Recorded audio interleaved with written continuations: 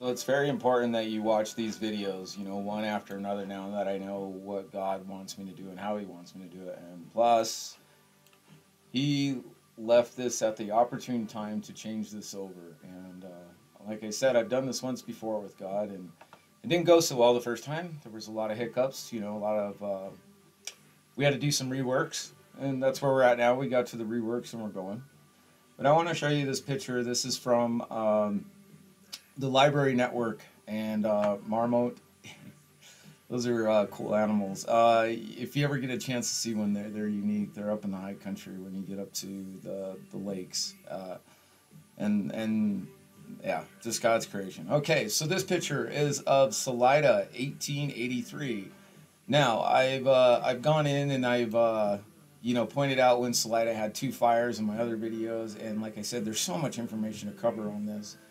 But they had two fires. I believe it was in 1883 and 1886. In 86, they declared that the whole town was going to be built out of brick. And I'm going to show you where there was no fires. And you're going to have to follow this video. I know it's going to be a long, long video because how do I know who I'm reaching, what I'm reaching, what do I need to tell them? Because this is crucial to our existence now, what we move forward with. Are we going to go with truth or are we going to go with Fantasyland? And I'll show you what Fantasyland is. So I've lived in Colorado my entire life. I've moved around, but my most of my life has been in Colorado. I'd say about 80% Colorado and then 20% out in the United States somewhere. And so what I want to tell you guys is how they do stuff like this. They try to make themselves seem really smart by pronouncing it Salide. And what I'm going to tell you is that back before this all started, this was a town called South Arkansas. And then if you go through your history, you're going to understand that they had borders, and the Arkansas was a national border. And when you understand our history and know what's taken place with all the different people that have basically ran the United States before it was the United States, why it was a territorial, and even before it was a territory. You have to think about that.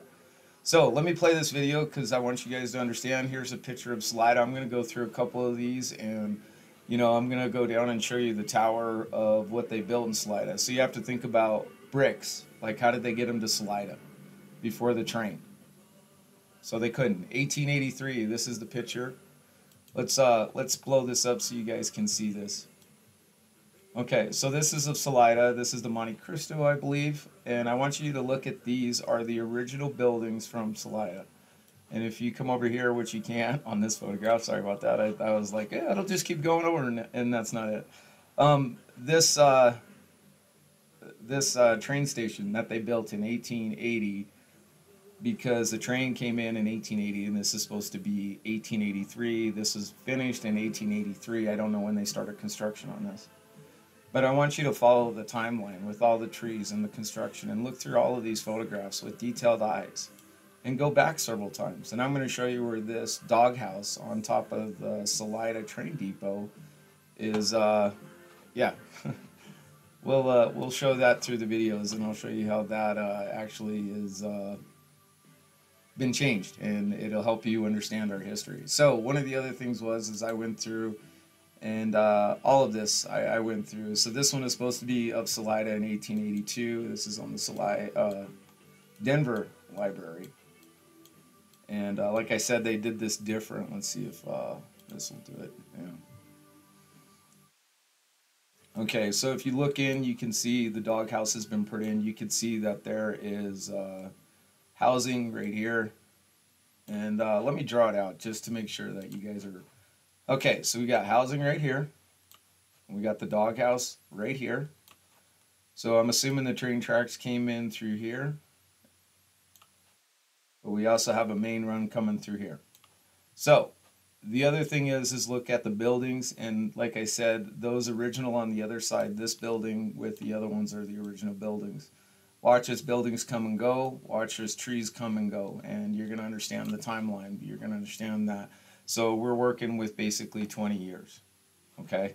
And that's where this will absolutely, yeah, this should put any doubt to anyone that we've had a reset somewhere and somebody's changed something.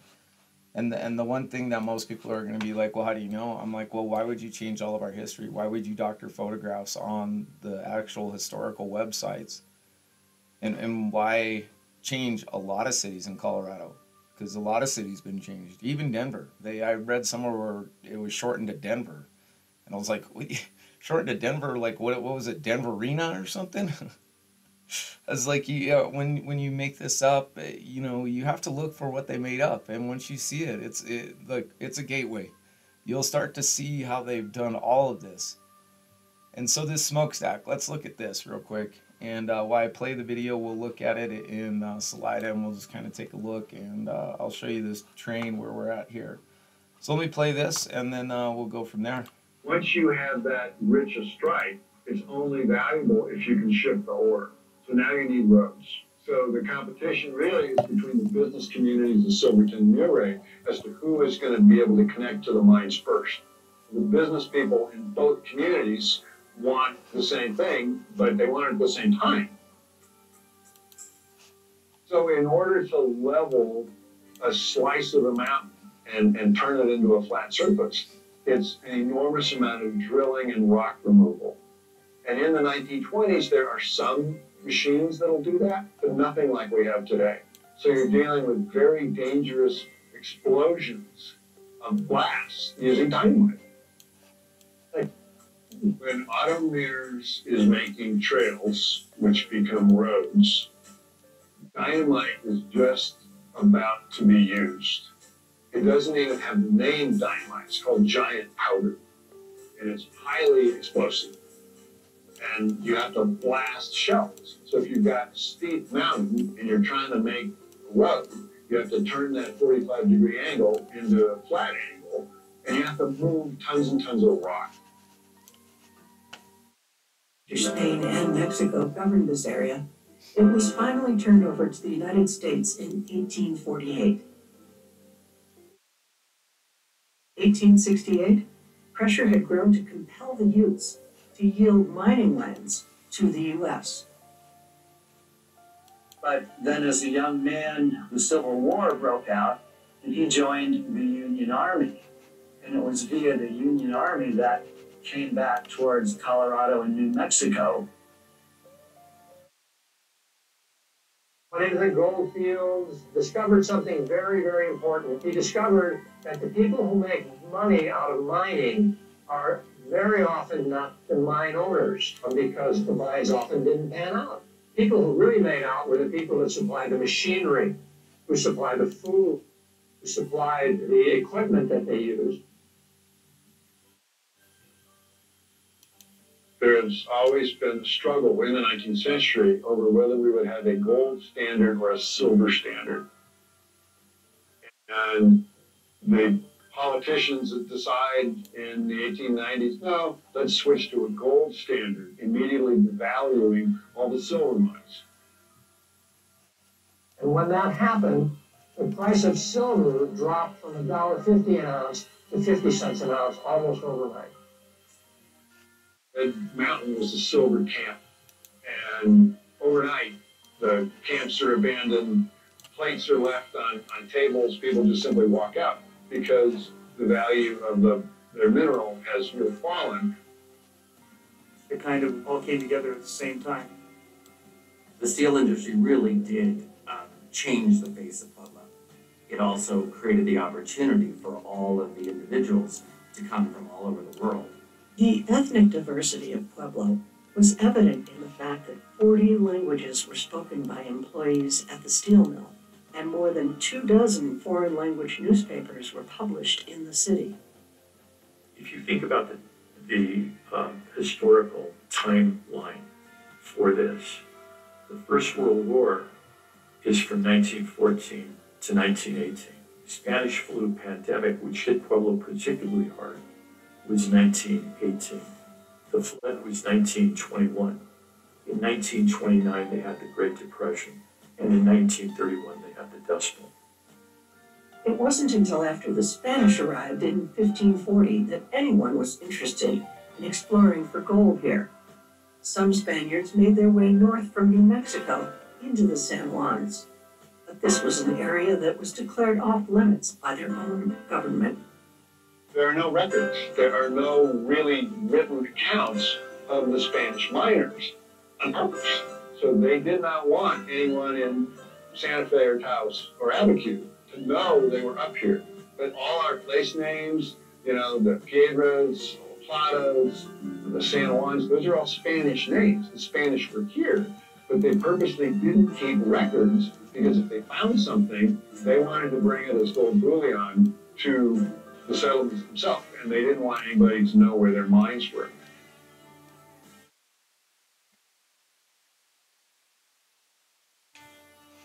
So that just gives you an insight of what it actually takes to do roads, and then also with the silver crash. And so when you look through history, you're going to find like the silver serpents, and you're also going to start finding huge names like JP Morgan and so forth that have taken these companies and they basically did the conglomerate, and that's what the progressive era was over, was reform on government and people of the robber barons that were destroying and pillaging America. And the people of the world had had enough of it. But it was short-lived because they took it to the extreme. Instead of fighting for their country and trying to get something going, all chaos was leashed on them with World War, pandemics, so forth. And by the 1920s, you have to understand how much history could have been changed just through that time period. Not even including World War I. And so when you look at all of this stuff, you have to understand that. You have to take all of that into account. And you know, if you don't, then it's your loss. You're the one missing out on this. But it's your choice. You know, God has given you life or death before you. If you choose life, then, you know, but if you choose death, you know, there's no reward for death. And unfortunately, there's so much hate in our world, and Satan is fed off of that.